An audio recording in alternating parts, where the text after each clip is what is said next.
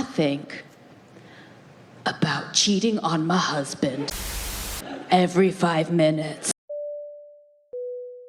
If you're not aware of this comedian, this is Ali Wong, the one that made the joke at the beginning of this video.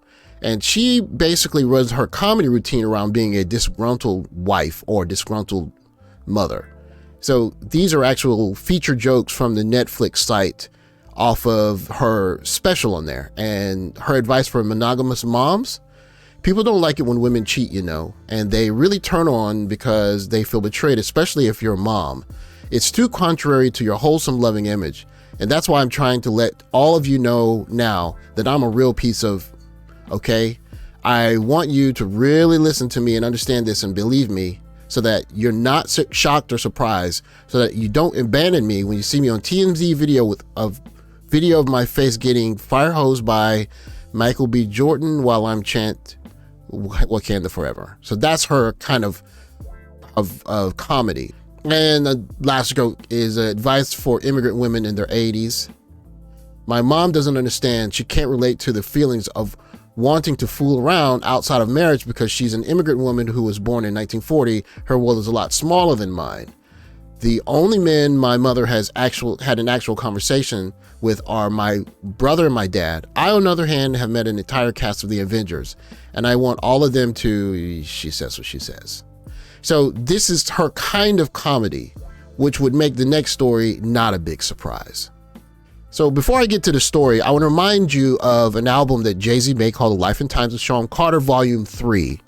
And there's an added track on this album, which is actually from a movie soundtrack called Hey Poppy. And you can see Pamela Anderson here, right? He speaks to some of the RP stuff in the 90s. He has this lyric, the third verse, he says, "I was nice to girls, but that wasn't the Sean they felt.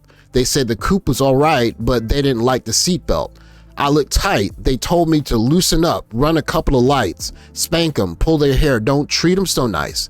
So even, and he might be embellishing for the purpose of the song, but even here he's explaining that being overly nice is just not necessarily what women want. And what's strange to us, especially for guys that are passport guys and things of that nature, is you go overseas and you see that guys don't trip over their feet trying to be nice to women. They're just normal. Like, a good example is in the video that I'm going to post here.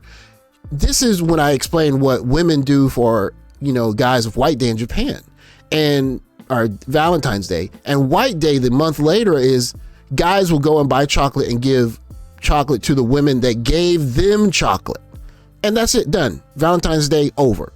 Some guys might do some dinner and that kind of stuff, but that overly trying to be super duper nice romance, guys don't do that here. And so this lyric kind of rings true. You're trying to be overly nice, and when you're overly nice, things like this happen to you. And of course, it's not a big surprise to see that after 8 years of marriage, Ali Wong explains her unconventional divorce and how she and her ex-husband stay best friends. So I don't know how you have a quote unquote unconventional divorce. Somebody woke up and said, I want to be married anymore. And not exactly sure who it may have been. You can see a picture of her and her husband here. But I mean, the way she was talking to her comedy routine, there's a pretty good bet that she wants to, I don't know, just do what most women are doing these days, just go out and have more fun and excitement. So she's a, you know, quintessential modern woman, and to have this quote unquote, what she calls it, unconventional divorce. And so she's going to talk about how they're still happy and all that stuff. Despite deciding to end their marriage after 8 years together, Ali Wong says that their breakup still hasn't stopped her and her ex-husband, Justin Hakuta, from remaining best friends. So it's just like when you break up in school and you're not dating someone anymore. I'm not exactly sure how you guys remain friends. Somebody didn't want to be dating because they want to date other people, and the other person just had to accept it. And then I would guess that this gentleman is the one who accepted it, unless there's something we don't know. But what I can say is that this gentleman had to sit in the audience while she made a ton of disparaging jokes about how boring marriage is, how she wants to have sex with other men, and that can't be great for a marriage. So the article continues. Comedian tech entrepreneur first announced their split in April 2022. So we've been through so much together. It's a very unconventional divorce.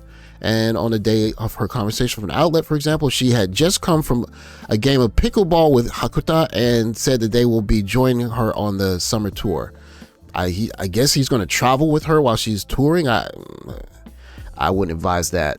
But Wong also addressed the speculation that her previous comedy scandal, Don Wong, played a role in the dissolution of the marriage. In the show, she makes several jokes about her relationship, including that she's envious of single people as she too was once free. But like an idiot, I asked this dude to ask me to go to prison, and now I'm in monogamy jail and I don't know how to get out. Sounds like comedy for modern women, right? I mean, that is exactly what it is.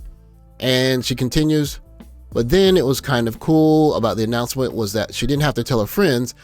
All of them found out because it made a bunch of Chinese and Vietnamese newspapers. I still can't believe why on earth they would be interested in me. Really? You don't think?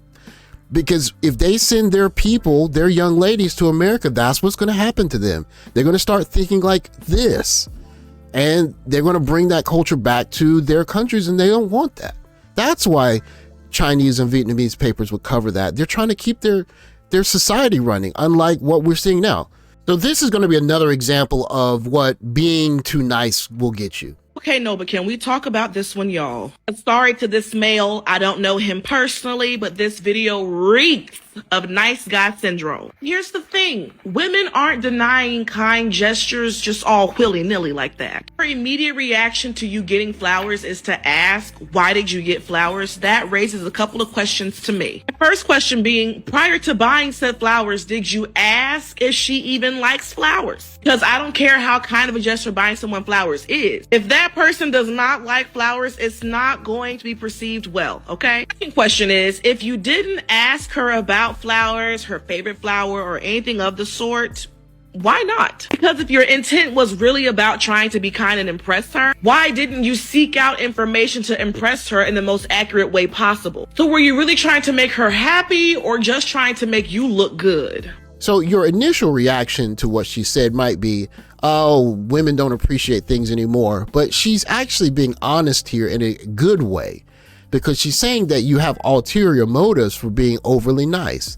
And she's also halfway wrong, because if the right guy brought this woman, stinky flowers, or I don't know what the stinkiest flowers are, but this woman would take those flowers, put them in a vase, and be skipping around the house with them. So it's not about the flowers, it's about the guy that brought the flowers. But that said, this guy that tried to bring the flowers suffers from nice guy syndrome, which is referred to in this book by Robert Glover. And it's a good book. I recommend you read it. I've read it. I have it. He talks about nice guy syndrome as a mask for guys who just aren't forward enough to say, hey, listen, I would like to go out with you. Let's do something. And if she says no, okay, it is what it is. I've noticed here that guys don't do that overly romantic, trying to make women fall in love over head over heels for them and all that stuff.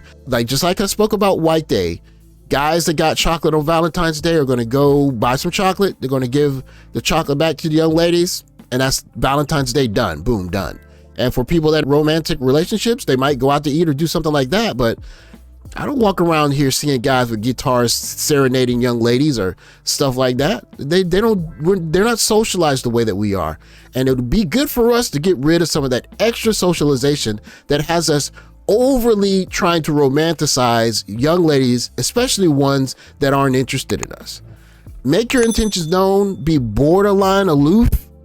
Heck, you don't have to be so nice even after you get in a relationship. You get in a relationship, she wants to flake, she wants to leave, hey, so be it. Find somebody else. Because that's the way I see guys over here carry it. Anyways, thanks for watching. Like, subscribe. Take care, guys, and I'll catch you guys in the next video. Later, guys.